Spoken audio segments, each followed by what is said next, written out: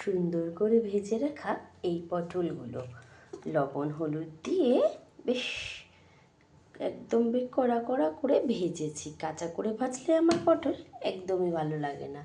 তো চলো আমি এখন কড়াইতে বসিয়ে দিয়েছি, অল্প একটু তেল দিয়ে দেব ফোড়নের জন্য। ফোড়নে দেব কালো জিরে। তো চলো একটু কালো জিরে দিয়ে দিই।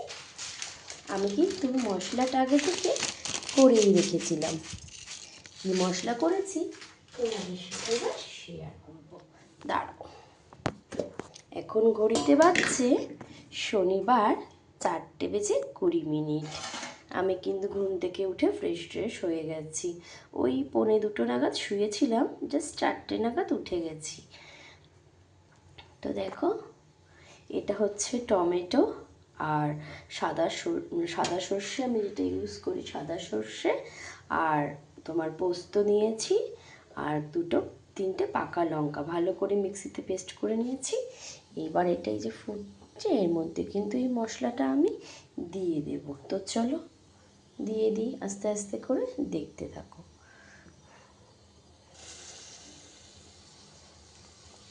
যেহেতু ফোনটা আমি স্ট্যান্ডে সেট করিনি, হাতে ধরে করছি, তাই একটু পজ করে নিয়ে মশলাটা দিয়ে নিয়ে আবার তোমাদের সাথে আমি ভিডিওটা নিয়ে আসছি।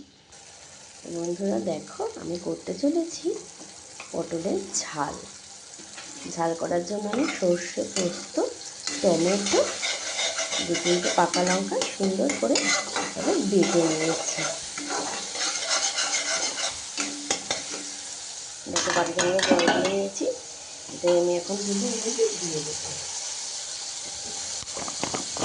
মা আগে দেখতাম সব কিছুর ঝালে সর্ষে দিত, আর তোমার জিরের গুঁড়ো বা আগে তো বেটে ইউজ করতে, সবাই আগে তো জিরে গুঁড়োর ব্যাপার ছিল না। ঠিক আমি এরকম করে চিংড়িটা করেছিলাম, সর্ষে চিংড়ি।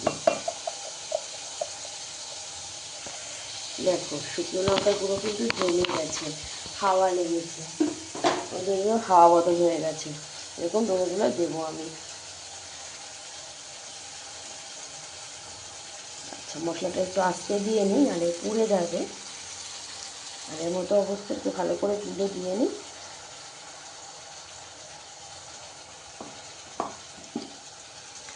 গ্লাসে একটু জল নিয়ে নিয়েছি, এর মধ্যে একটু হাতটা ভালো করে গুলিয়ে নিলাম। এই জল এবার আমি একটু কাশ্মীরি রেড চিলি পাউডারটা না এর মধ্যে চট করে দিয়ে নিই। দাঁড়া একটু অফ করে নিই। তো দেখো তোমরা, আমি কিন্তু কাশ্মীরি রেড চিলি পাউডারটা দিয়ে দিয়েছি, আর এই যে 2টো লঙ্কা চিড়ে এটাও দিয়ে দিলাম, 2টো লঙ্কা, এই যে ব্যাস। তো চলো এবার একটুখানি মশলাটাকে এরকম নাড়িয়ে দিই।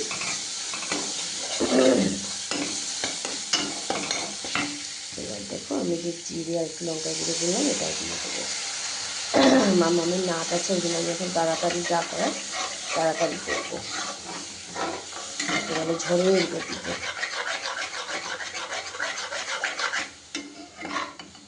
দেখো, তো চলো জোরে দিয়ে দিই ওকে, জোরে জোরে হতে থাকো।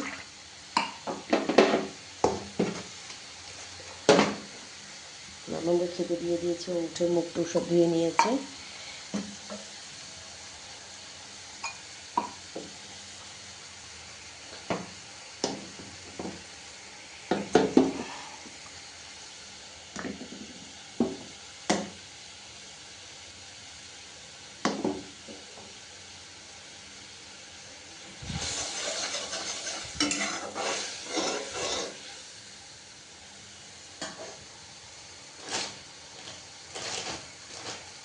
দেখেন মশলাটা কিন্তু খুব সুন্দরভাবে রেডি হচ্ছে।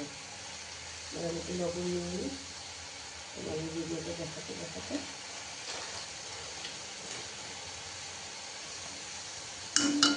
যেহেতু পটলটা ভাজা ছিল, তাই পটলটা একটু পানসাই হয়ে যায়।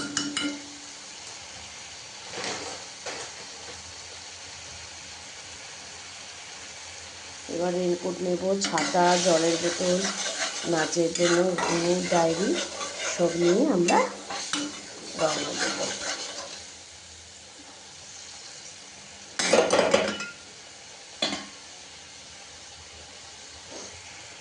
তো দেখো মশলাটা কেমন কষে এসেছে।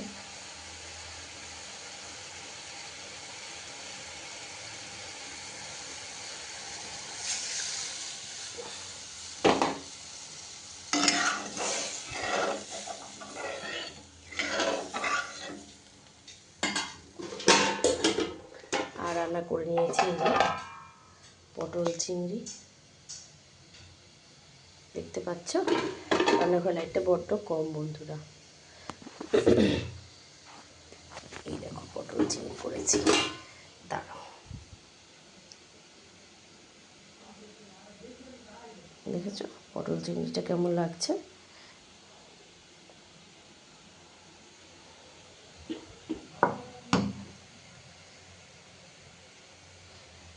দেখো ঘ্রাণ যা আসছে, মানে গন্ধে মন প্রাণ দিয়ে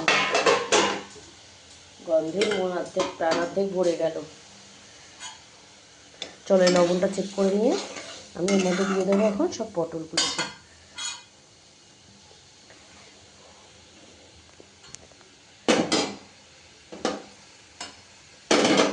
চলো বন্ধুরা পটলগুলো সব আস্তে আস্তে করে মধ্যে দিয়ে দিই।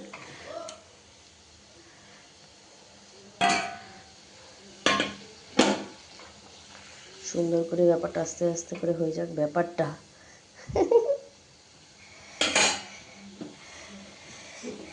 রান্না করবো আর গ্যাস সমানে মুছবো আর ধামাধুম করে আমি কী করবো, বাড়ি খাবো।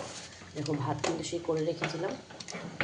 আমি কিন্তু আজকে দুপুরে ভাত আর খাইনি, খেয়েছি জানো তো, সেদিন যে গোপালদার আমি খিচুড়ি ভোগ দিয়েছিলাম সেটাই কিন্তু ছিল, ওটাই কিন্তু আমি খেয়ে নিয়েছিলাম।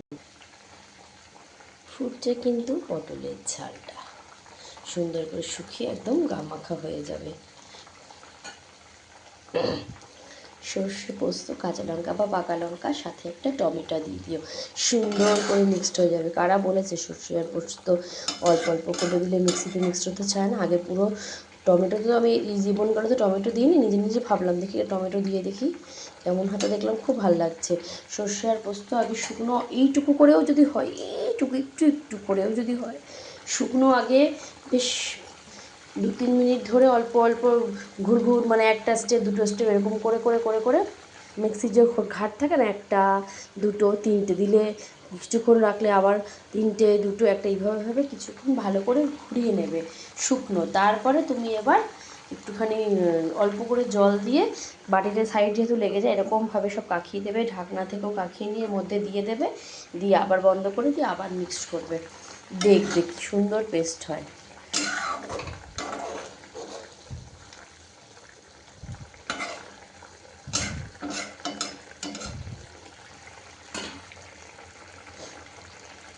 তো চলো এটা আস্তে আস্তে হতে থাকুক, তারপরে আমি তোমাদেরকে দেখিয়ে দিচ্ছি।